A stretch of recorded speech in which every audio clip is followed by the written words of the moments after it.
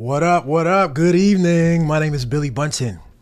And tonight, I've invited two of the internet's most thoughtful and creative minds, good friends of mine, and elite communicators to join me tonight on this platform. We're going to tackle some big questions and we're going to do it with raw, authentic perspective. Plus, it's December. It's the end of 2025, so we're going to finish the year off strong. Welcome to the League of Extraordinary Discourse. Yeah. On the left, we've got Carmen, and on the right, we've got Titus.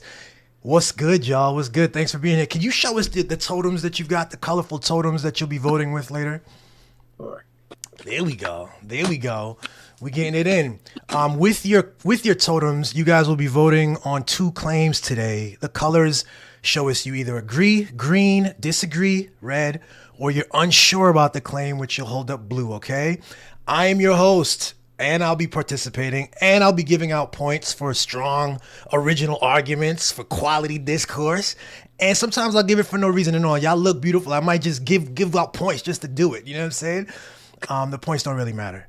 But let's start. Let's get to our first claim. 20 minutes on the clock. Guys, the claim is God wants America to be a Christian nation. Lock in your votes for me. Ooh, we have a blue, we have an unsure. And that's... This is interesting. Uh-huh. Oh, we got another blue. Right? Okay. I know.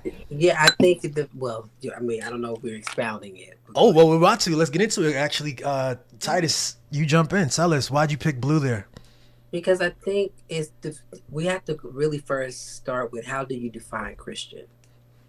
And that's the big thing, because you have people with the idea, but their ideas are more of a dogmatic type of Christianity. But then if we're talking about your Christ nature or being Christ-minded, you have New Thought Christians. So that could also be, the idea that, God is in you, which is Christ consciousness. So I think the language has to be connected with what is the definition that we're leaning in towards. Mm-hmm. I see you nodding your head. What do you think about that, Carmen? So you gave us this prompt ahead of time, so I've been thinking about it since the email, and I just kept saying, I was like, but what does Christian mean now or ever and any time?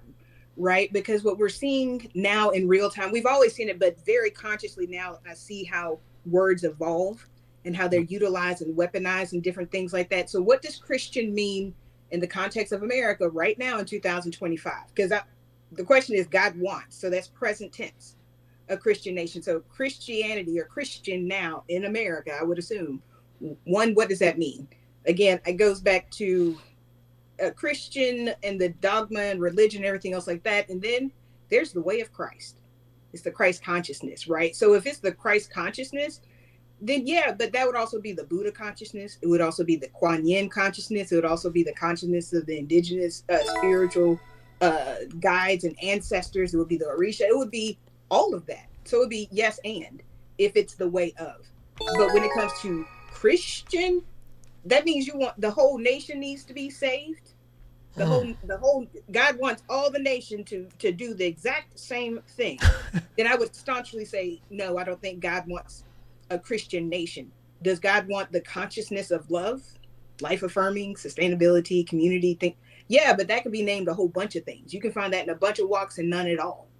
You can find that just looking out in nature, how nature takes care of itself in the ecosystem and equals things out, making sure life always pushes forward. So it's that's why I was like very blue. I was like, but what does that mean? Are you talking about the religion, or are you talking about the way up? Yeah. I love that. Yeah, y'all both broke it down very interestingly. I was worded the thing specifically that way to kind of get that tension. So thanks for parsing that out. And so I'll pose it even further then. Now, what is there such a thing though as a Christian politics? I mean, you're talking about love. If we had to manifest that into a way of building a society, what is that? How would you describe that? Say that again. Are you, let me make sure I understand. Sure. You're saying, is there a such thing as Christian politics? Correct. Correct. I mean, we have these Christian movements, these movements that carry the name Christian at the very least, that engage in politics. This is what I would say. I would say I don't think we have Christian movement. I think we have power movements. I would say people that are in power or have the money create these narratives, and that's where people attention goes to. So I would say this idea of politics and Christianity is more so who has the more influence, and are they able to keep that influence going by how they are moving. I would venture to say that you can't have Christianity and politics. I think politics can use Christianity in order to get an agenda taken care of, but the way, and just look at the playbook of history, every time that religion, specifically in this context, Christianity was used, it was to justify oppression, exploitation, the ill wills of a system that worked very efficiently, right? To eradicate, oppress, erase, so on and so forth. So for me, that's when it stopped being the way of Christ, because the way of Christ wouldn't do these things, right? Going back to what's Christianity versus the way of Christ. When it's Christianity in politics and is used to hurt people, limit people, exclude people, that in itself is the antithesis, the antichrist, if you will, of Jesus the Christ, right? So when you say, can Christianity go into politics? Christianity and language, in words and idiom and energy and fear and shame and power can be used in politics, just like it was used with Manifest Destiny. It was the blessing that God told them they should go west beyond the Appalachian Mountains. They used Christianity to justify it. They used Christianity to justify chattel slavery. They've used Christianity to suppress suffrage movements. They've used Christianity has always been used, but that's never been Christianity. So I guess both of you two, I know that both of you are very spiritual people, but it's fair to say that you believe in the separation of church and state and that principle, and you believe it's a valuable thing to uphold. I think a lot of people think that morals and ethics come from the church. It doesn't. I think the church decided to define what is quote unquote acceptable and what are the morals and ethics and things that we should be governing ourselves to. But I also feel like it is a complete disservice of free will and humanity to force it upon people that they have to worship and acquiesce in a specific kind of way for their spirit and their soul.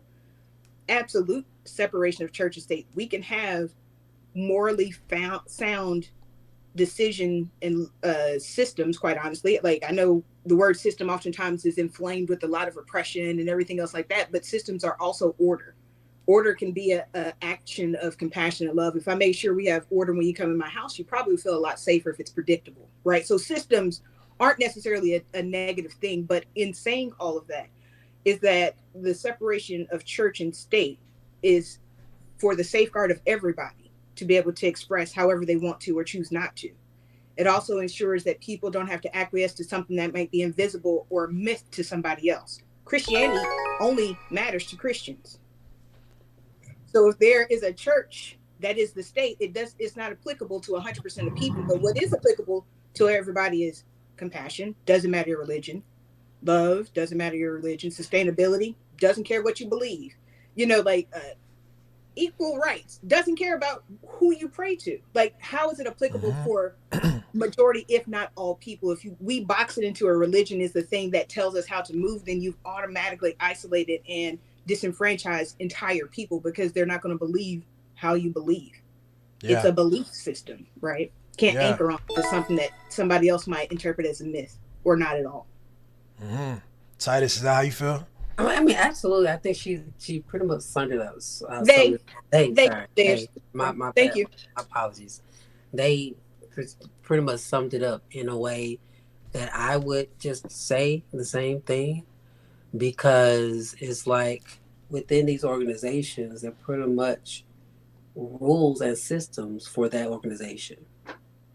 So when you try to put everything under one roof, it pretty much makes people, it agitates people's way of being, because not everybody is made to be the same. Yeah.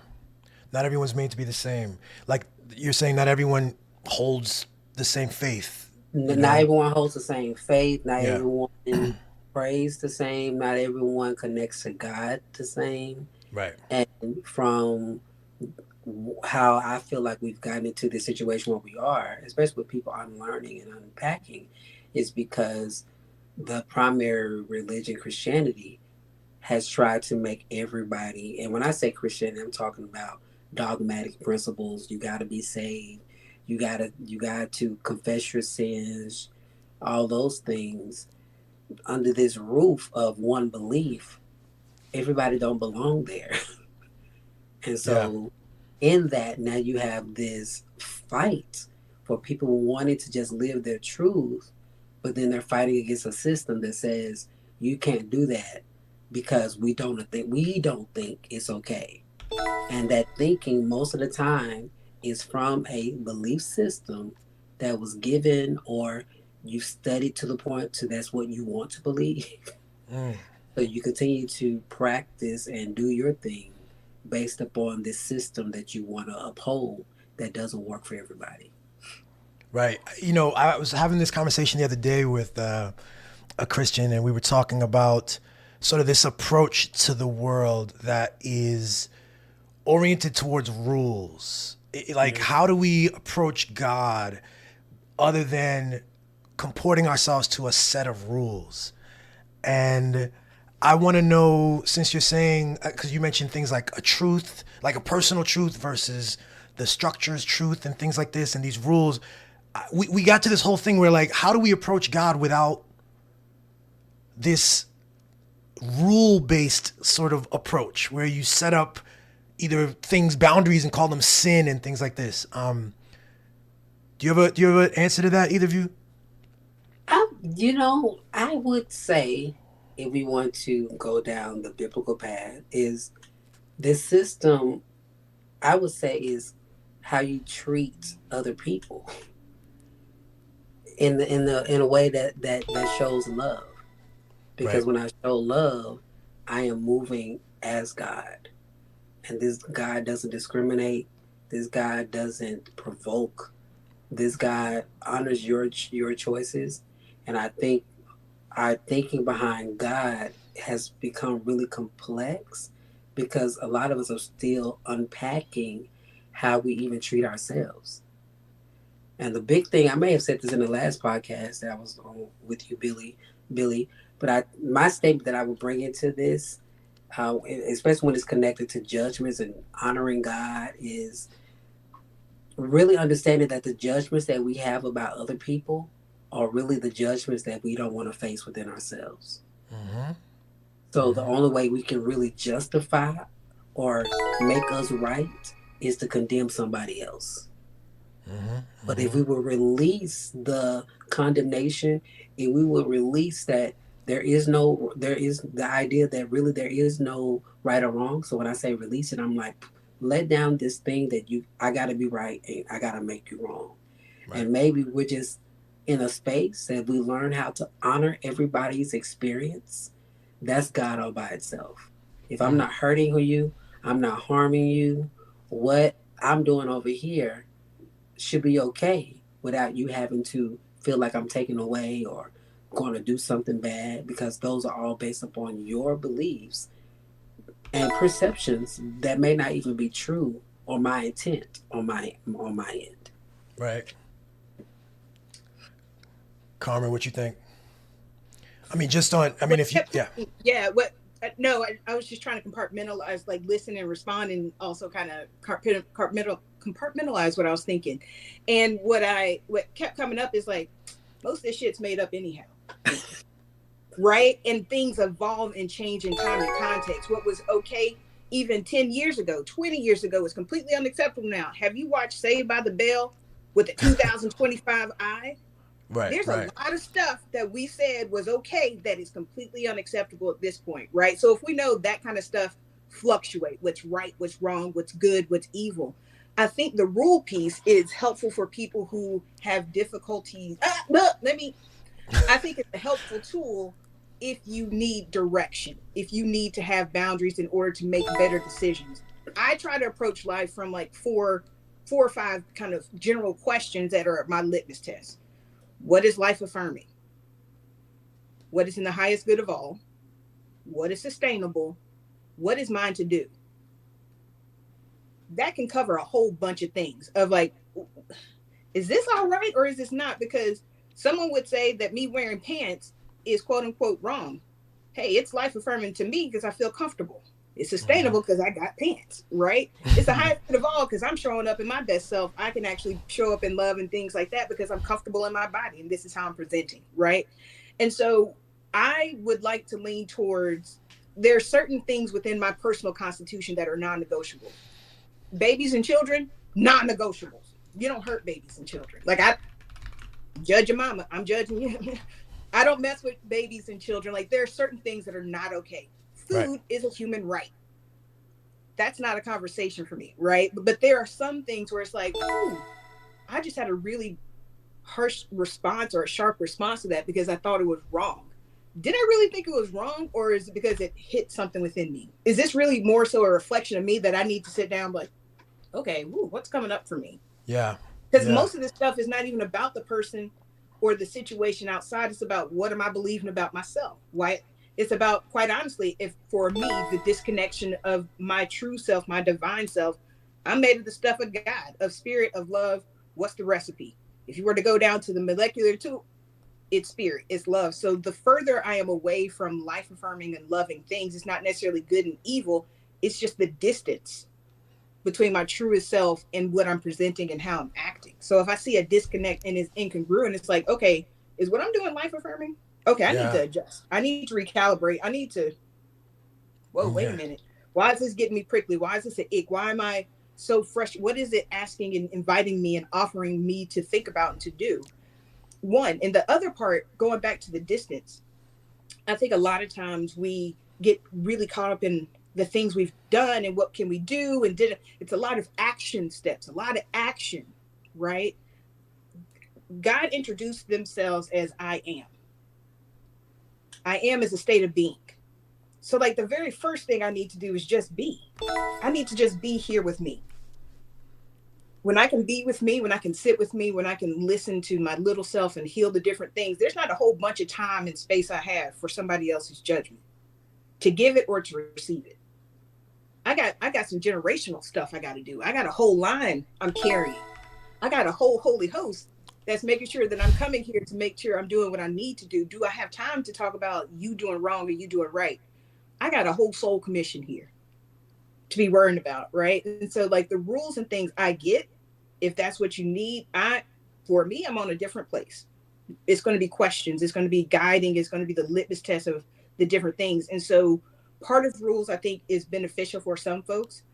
Other folks, the rules are just about power. It's just about control. It's just about ego. It's just about status quo. Yes. And I think for other folks, like there can be, and this is not mutually exclusive in these very stark categories.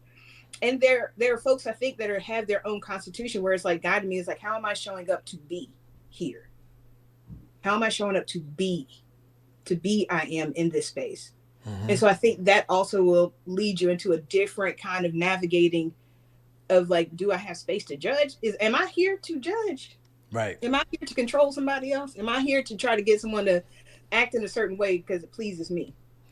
How unfortunate, first let me give you some points for that. How unfortunate that so much of the discourse though around God, I grew up, like I said, it's very rules oriented. It's very, there's I grew up with the WWJD bracelets, what would Jesus do? Even what you're describing, both of you, is a much more complex, creative picture of God than the one that I was taught, the one that, even in the best description of him, I saw an article about Christianity. I saw these people arguing that they were arguing against left policies.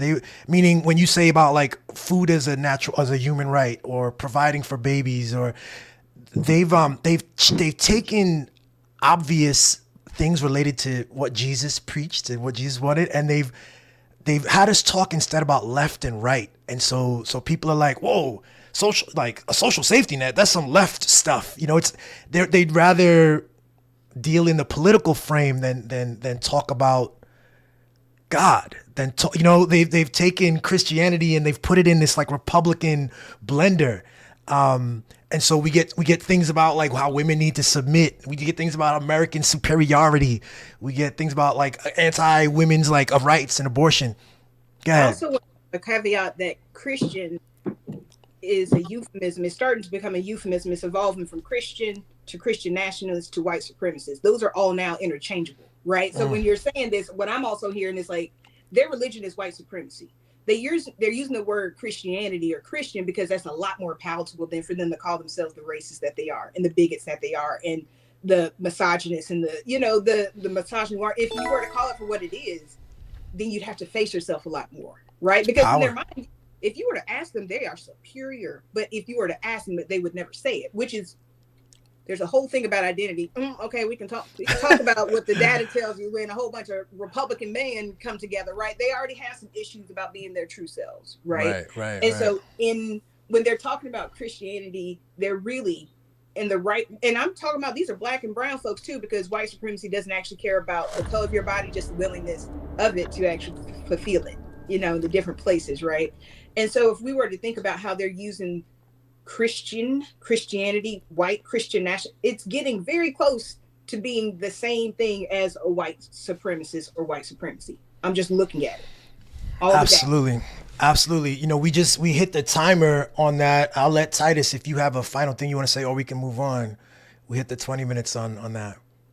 No, I mean, I think they summed it up pretty well because in certain pockets, I would say this, like the white supremacy is not necessarily a color, it's a thought process. Because you have a lot of African Americans who, for example, won't even think to research their lineage outside of Christianity because that mean that they will give up their power. It's more powerful to be a Christian right now because that's how it's normal for you to be married to the opposite sex because that's where the power is, right? If you go to church on Sunday, people honor that, and you pray to Jesus out loud, people honor that. There's power, right? Conformity. There's power. There's power in that.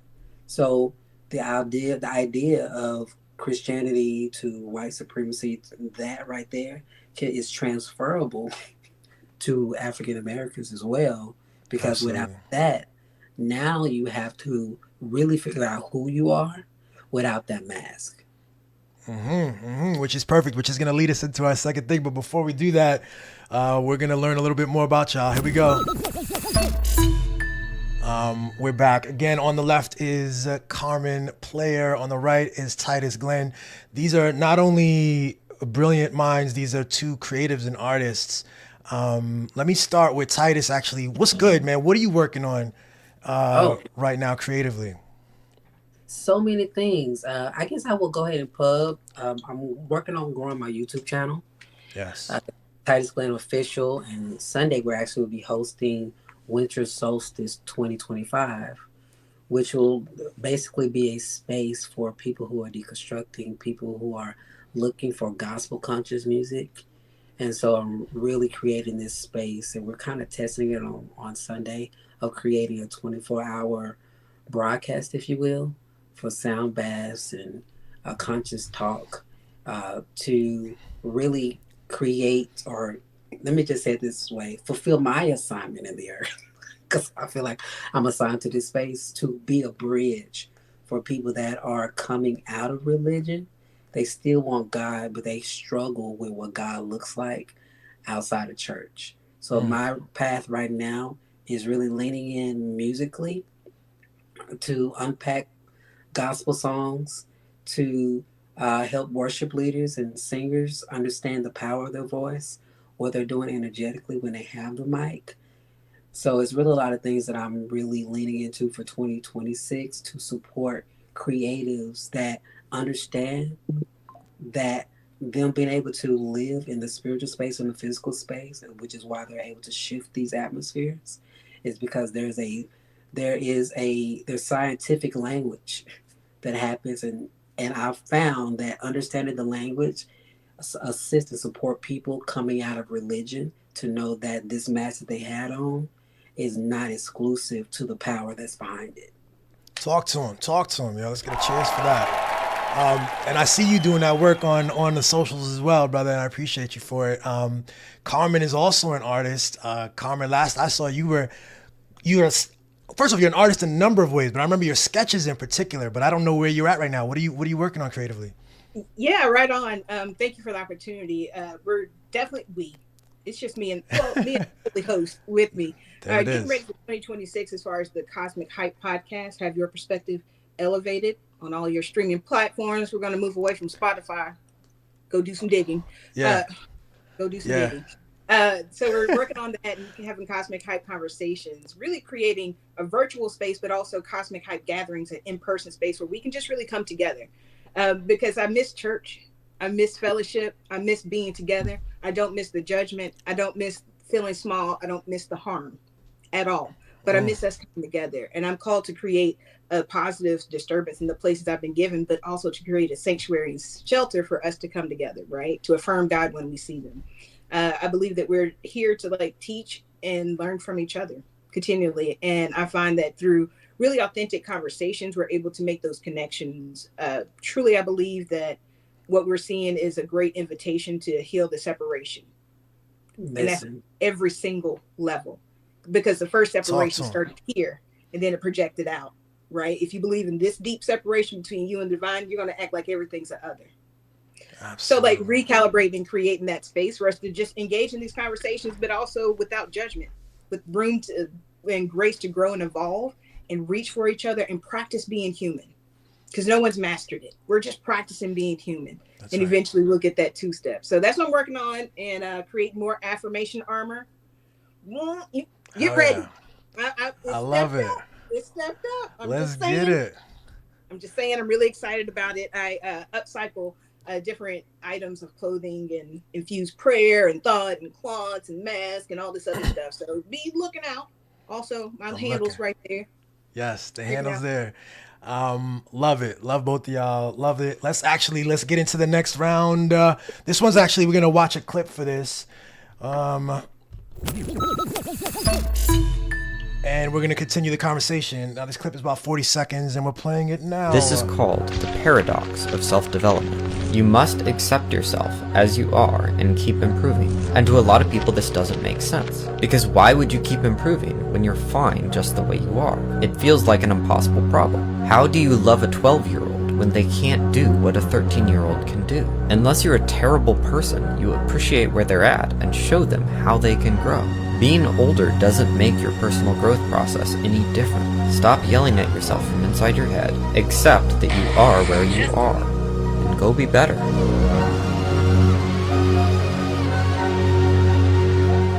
This is called the paradox.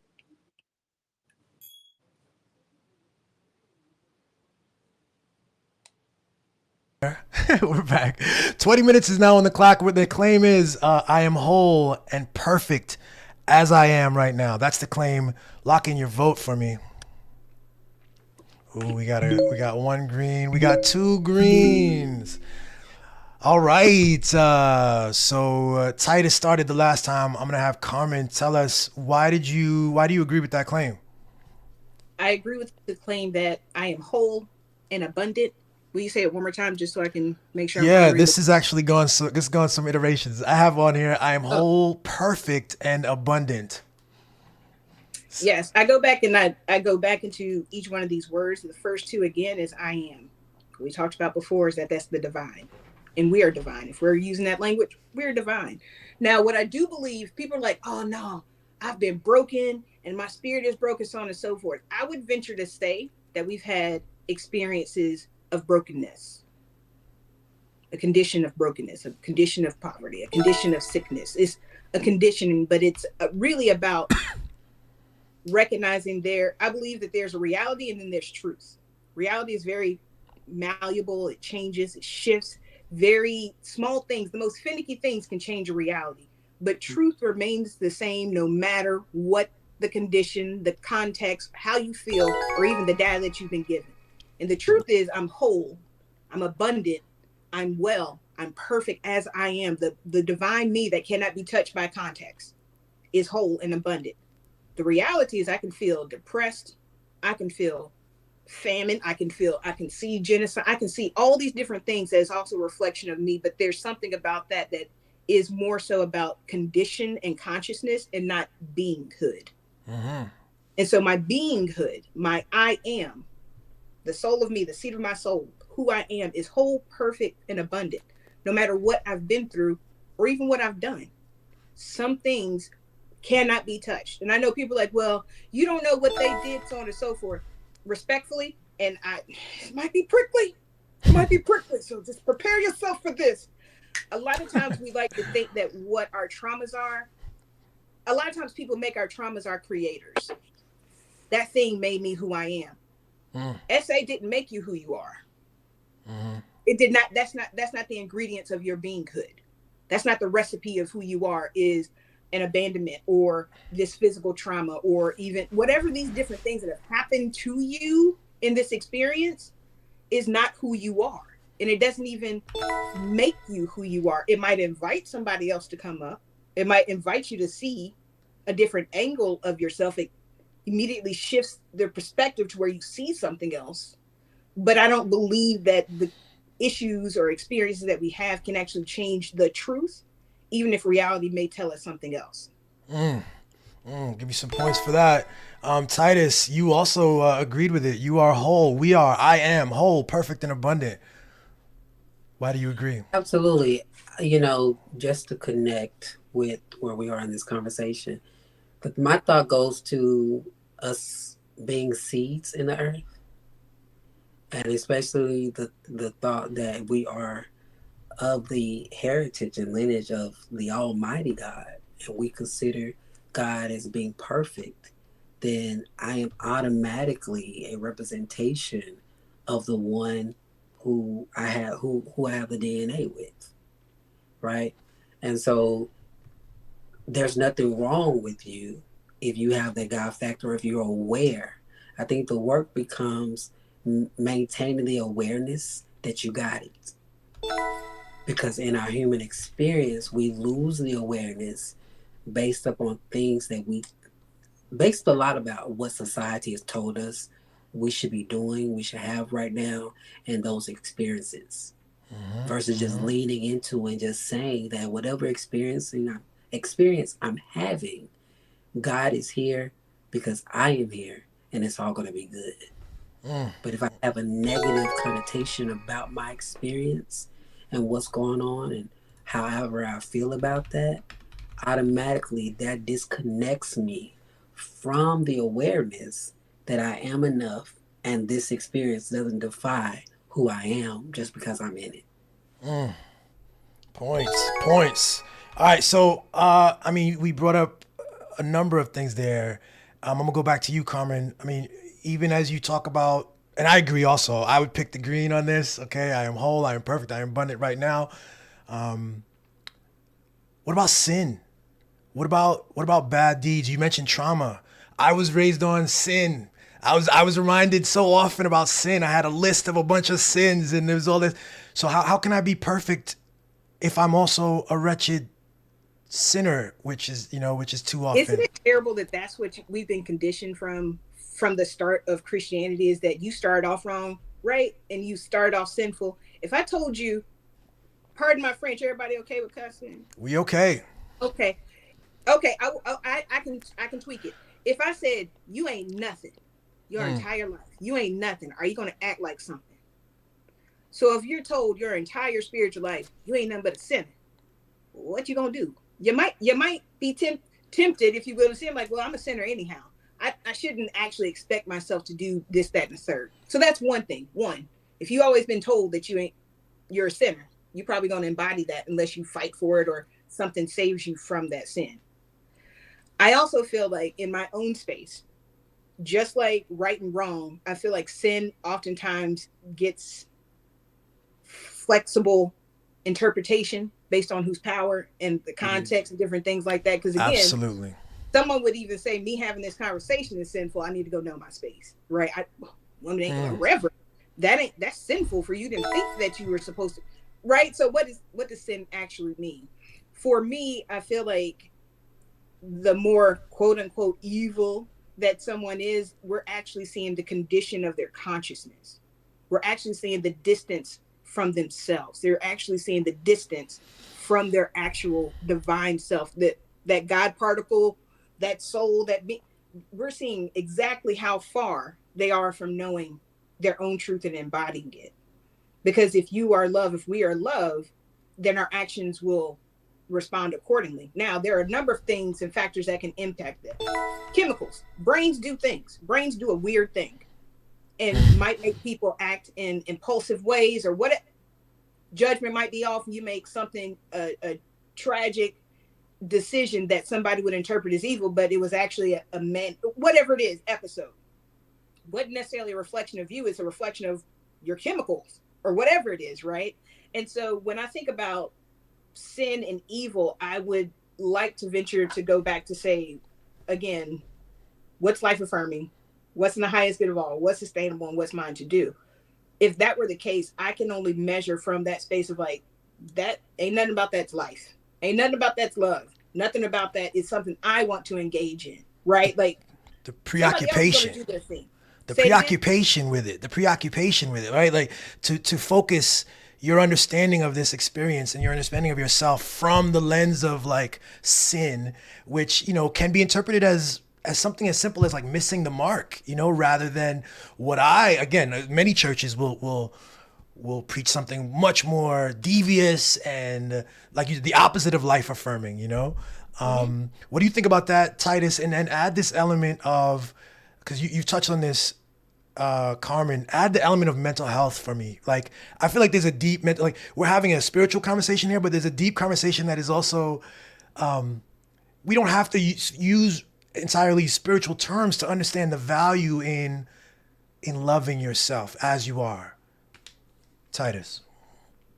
Okay, so connect the mental piece into this. I think, let me just start here, because the first thing I heard was, I think the idea and the issue with just the sin idea is that we have coined the idea of sin on a moral compass and not a self-awareness compass. And in that conversation, when you've not been given permission to be self-aware, that does something to your mental space, because your perception of what you should be doing is through the lens of somebody else and not yours. So your mental space is not in congruence to who you really are, because you don't really know who you are, because you have not been given permission to even ask those questions. And so a lot of this goes into psychology, because you have the human development space. And I can't think of the psychologists that brought this human development into place. But during the ages of 12 and 18 is when your brain is going through this space of exploring what works for you and what doesn't work for you. But a lot of us, especially in our culture, was not given that opportunity, because we were automatically told that was wrong. So we didn't have a clue as to if we agree or not, because we never got a chance to even explore if it worked for us. Questions were deadly. Absolutely. So in that, yeah, absolutely. Questions were deadly. Absolutely. So in that, just to connect everything in what you're saying, the sin factor is more so because in my interpretation of sin, self-inflicted nonsense, right, is more so a conversation of how did I get out of alignment and how do I put myself back in alignment, which is the only way you can put yourself in alignment is to now make a different decision based on a new perception that you have in your awareness of self. I love that. Know better, do better. Know better, Listen, do better. listen, and do better But you gotta know concerning. yourself better, right? You Right, gotta know right, yourself better to then change your behavior, do right. better, if you will. Absolutely. And this doing better is based upon what you want and desire for the self, because other people may not like your doing better. Because that's another, if I decide not to talk to you, it's not because I'm being mean, but it could be that I put up a boundary in my Yeah. awareness of self, right? In this awareness of, what I like and what I can tolerate. People might think that's bougie, or you're being this, and they may call it sin, or I'm hanging out with people that don't go to church. That could be sin. But Yeah. in my awareness of self, I'm aligned with people that don't look like the church. May I piggyback? Go Yes, ahead. absolutely. Because you just stirred something up in me, and something I've said before, but not in open space. So let's do it on live. Why not? Absolutely. Get it. When I really loved and accepted and fully expressed myself, I came to a realization that for me, being closeted was actually blasphemous Mm, because it denied God here mm, because of the I am that I am. And so mm, for me, that was sinful to be so closeted because this is not acceptable in God's eye. mm, But it wasn't God's eye, really. mm, People will say whatever, the Bible says this, that, and the third. Let's see what Big JC said. Not too much.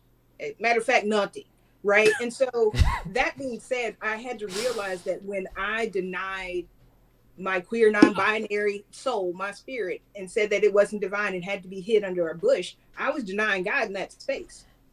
I was denying the divine right here. So if turning your back, because I did on myself, I turned it on myself so many times. I'm telling you what I did. I played with masks. I played with roles. I did all those things. I turned my back on my most authentic self in order to be this morally upstanding Christian or whatever it is. And I denied God right there, just how God showed up. Listen, So but I mean, what'd no, you say? sorry, that's good right there. You in it. Because we're having a conversation in regards to the sin and moral thing with, like, you're connecting it, being blasphemous, not because of me dishonoring God out here, but the God within. Because if I can't take care of this kingdom that's within, right, then I'm going against how God has decided to actually show up here. That's right. Yeah. But when we really have a conversation with somebody that doesn't have this information, they are living in a space of being disconnected from the awareness Yes. that they too may actually have God in them.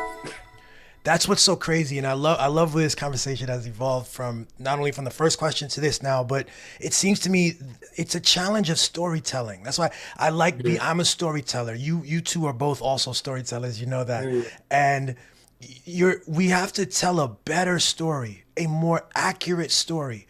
And so what you're talking about with that other person who might not agree with the sentiment on this podcast right now, who they have a Christian understanding that has stemmed in questions of sin, in rules again, right? Like there's a story about about who they are, what God wants.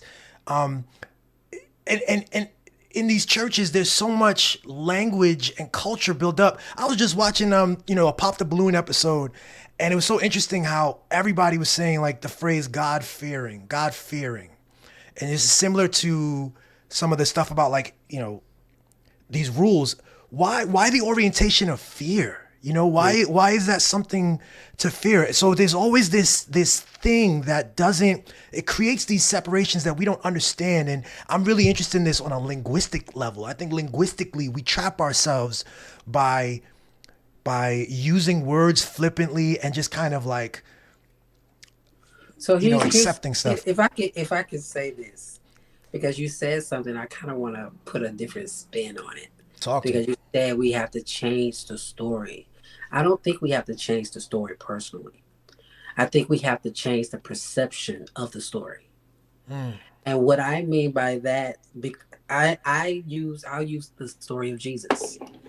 I'm okay with understanding, or I'm okay with hearing the story of Jesus because my perception about Jesus, the man, and the story has changed.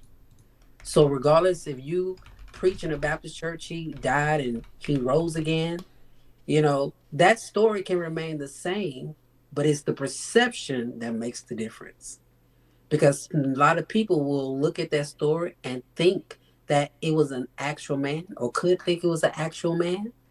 But from a new thought or a different perspective, you might actually be the man that went to the cross. And It's a so in this metaphor. conversation, if it becomes metaphoric, then now my perception can change to see me or see somebody else going through their Calvary experience, right? And it puts a whole different spin on what we gleaned from the story versus making the story the problem. It's not the story the problem, it's the perception in the story. Let me. I'm gonna pass the comment in a sec, but let me just piggyback and sort of clarify my thing. That's beautiful. I agree.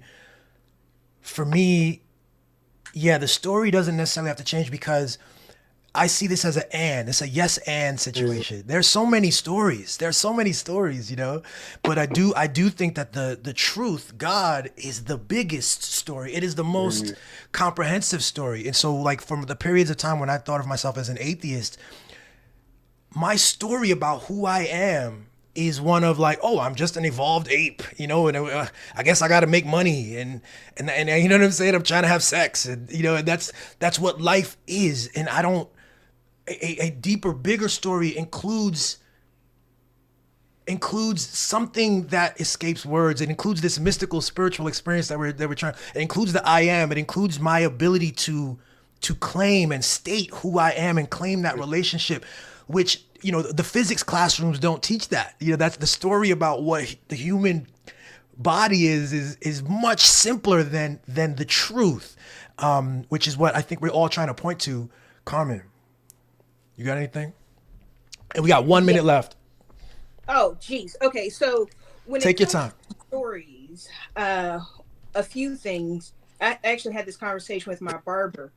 I respectfully take the canon that was the Bible, that was the tone that brought me up. That's my spiritual foundation. So I want to name and honor how it got us through and did it, so on and so forth. And I grew up with the King James version of the Bible. It's literally named after a king. Like, already I'm just like turned off.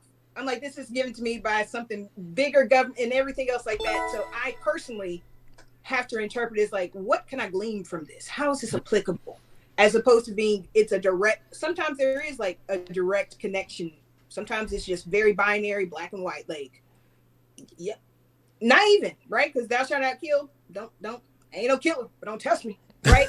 But all that to say is that I feel like stories that are captured on word, particularly that's given to print, then has some type of power that only certain entities have power to. And I've seen how the interpretation of these stories have exploited and oppressed so many different people. And so the story can remain the same. I have whatever stories in your heart, but when it hurts people, when it limits people, when it oppresses people, and when yourself. it hurts people and yourself, then I feel like that's when we have to be willing to surrender. And that's something that we have not as a society. Like, you'll have other people talk about surrender and things like, but there's so much more to surrender than like, oh yeah, just let that go.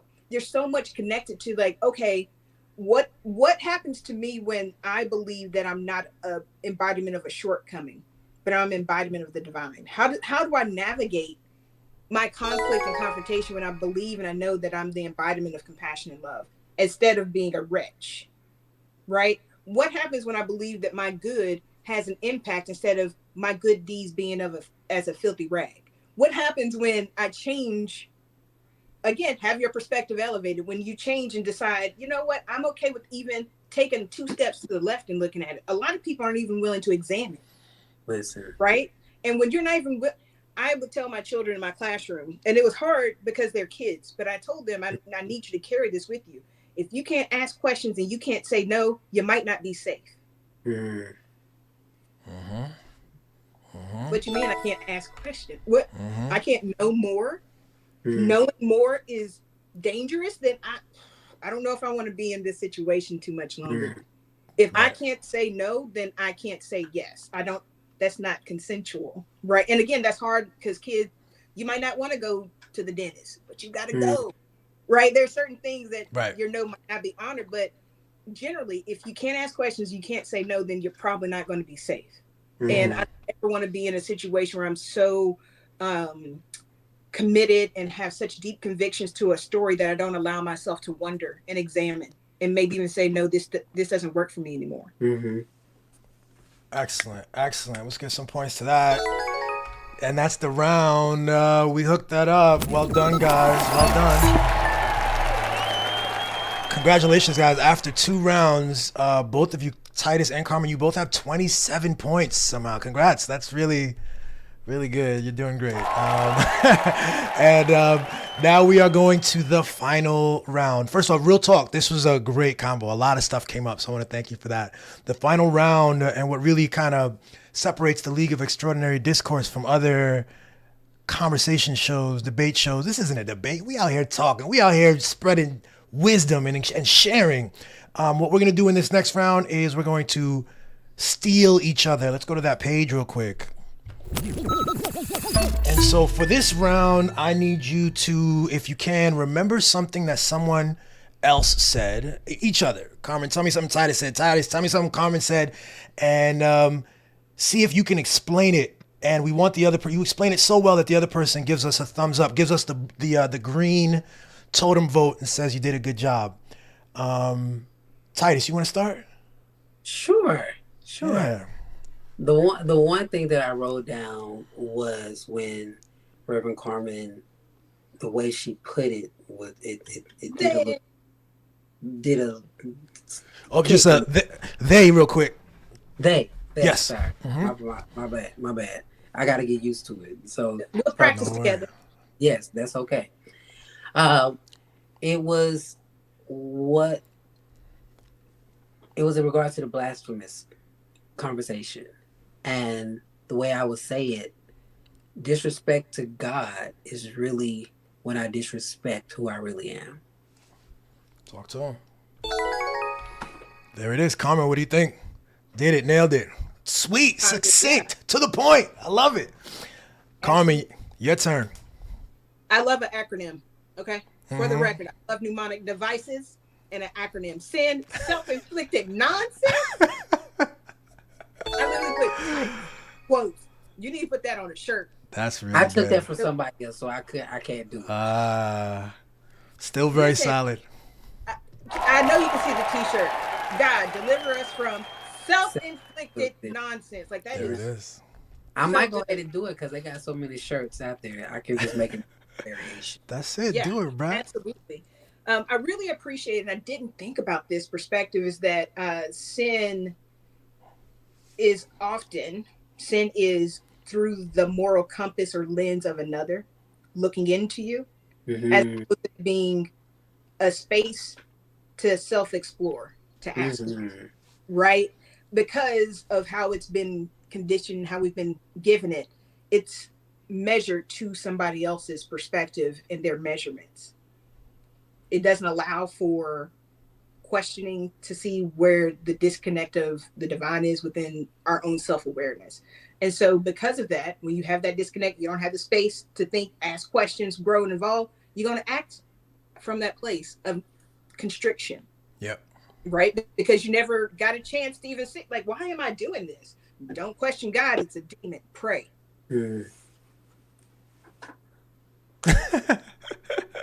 That's what I got. Well done. What do you think, Titus? Did they nail it? There we go. All right, we got it. Yo, this was a great conversation. I'm very grateful. Again, we covered just our divine connections and manifestations with God, who we are, the healing journey, the spiritual healing journey, and also the challenge, right? In absence of the personal, reflective, complex relationship with God, we have these structures, governmental structures, even political, social structures that want to fill that gap, that want to tell you what God is and define it for you, but that the power is within us. So grateful. Great stuff. We have one comment from Sheba. Y'all might know this person. My wife. My wife says here, she also loved the sin thing. She says, sin equals self-inflicted nonsense plus blasphemy as denying the God within by staying in the closet. Fire emoji. Powerful insights. Yeah. So cheers for that. Thanks again to both of y'all. And I will see you both soon, and we'll have you back on for other episodes with other people. You guys were fantastic, yo. Right on. Be blessed, stay black. Yeah. Free Palestine. Free Palestine. Absolutely. Protect the dog. Yeah.